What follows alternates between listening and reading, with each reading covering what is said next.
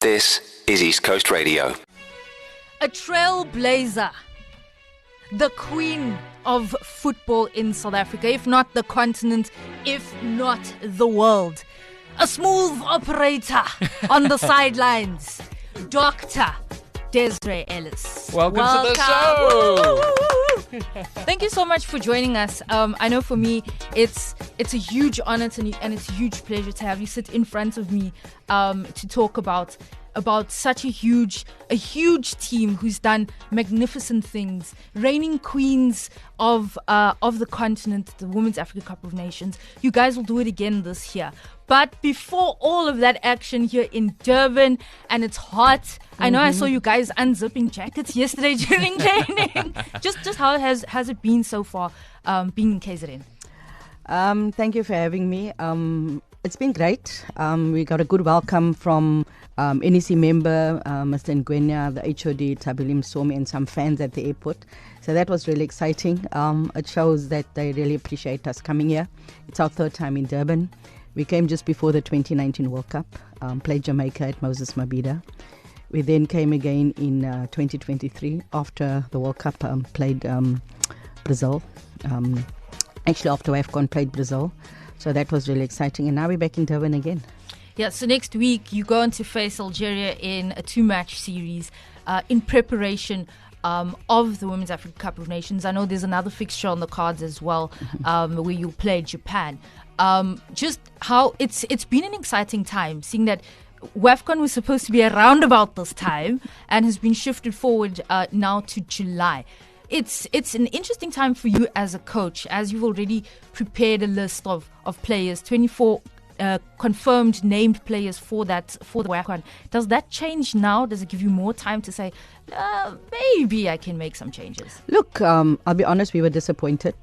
A lot of the players, especially the senior group, came in extremely fit. Our international players were playing.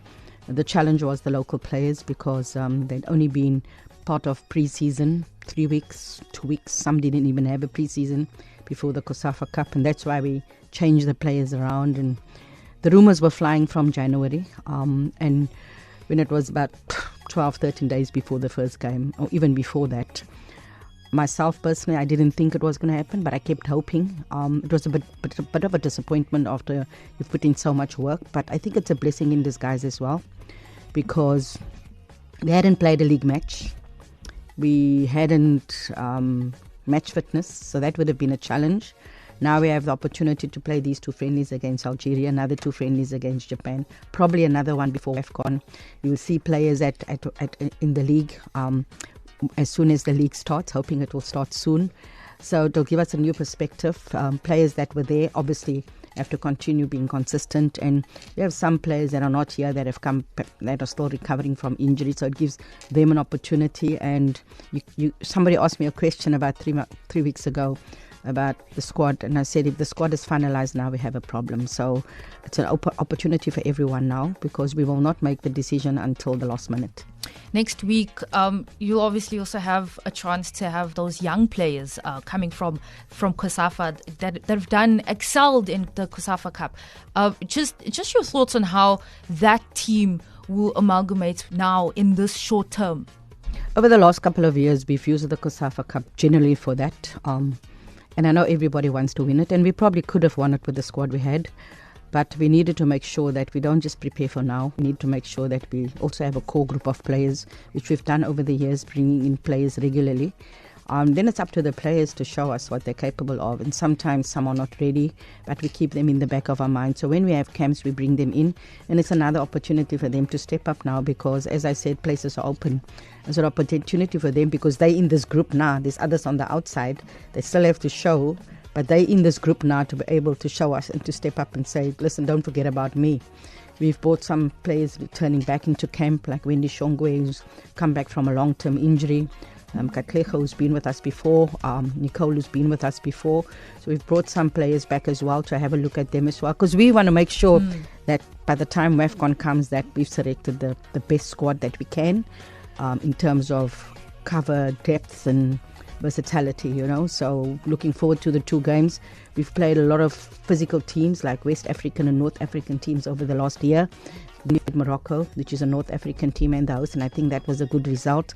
We're then also playing another North African team who done well at the last WAFCON. Now, Desiree, I know Faheedah's got another question lined up for you with regards to Banyana Banyana, but we also want to know you. So we have a game on the show where we see if Google is correct or not correct about what we've researched about your history. All right. So if it's correct, just give us a good thumbs up there and a yes. As a child in Cape Town, Desiree Ellis frequently jumped her school fence to play football with the boys and would often win matches. True or false? True. I knew it. This one I think is definitely true. As a child, your life's desire was to meet Danny Guselli, the radio presenter at East Coast Radio. This is not me, it's Google. I think it must have been, fate, because you need to teach him how to play football. Yeah, because he can't. He only knows injuries. Now, it also says here, and this is super interesting, Desiree's super sub roots. In her youth, she would accompany her uncle to football matches, bringing her bag just in case they needed an extra player. Most times I got to play. I love that. That is so amazing. I hoped that I would have got to see you. History is now different.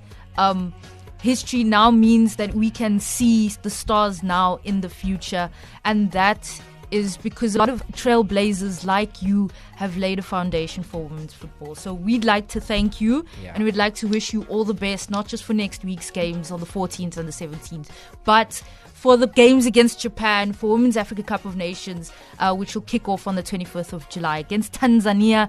And then obviously the World Cup. Fingers crossed you do get there. And we hope once you get to the World Cup, we get to see you in that final. Look, we will always go up onto the field, and when we walk off that field, you will say that we've put in an effort. And I think that brings results. Performances bring results. You go to any game to win it. Sometimes you play well and you don't win it. Sometimes you don't play well and you win it. But our aim is always to go to a match and win it. Obviously, the mandate is to qualify for the World Cup. Winning WAFCON comes after. But that's our biggest mandate at the moment because it creates opportunities for everyone. You then have another year to prepare, and then after getting to the last 16, you obviously want to go there and do better. But it also depends on the draw. And it depends on our preparation and our planning. And I think that's going to be key. How we plan, how we prepare. This postponement of the WAFCON is a little bit of a setback. But it gives us an opportunity to reset, to replan. And maybe for team players to get match fit. So what you see on the field is the effort we put in. We hope the fans can come out in their numbers. We've always had good crowds in Durban, and hopefully we saw what happened with Bafana when they were here. Then they went to Cape Town and it was a wow moment. So give a wow moment when we play next week. That was Desiree Ellis, coach of Banyana Banyana. Thank you so much for your time today. Thank you to your team, and we're wishing you all the best. Thank you. Thank you for having me. This is East Coast Radio.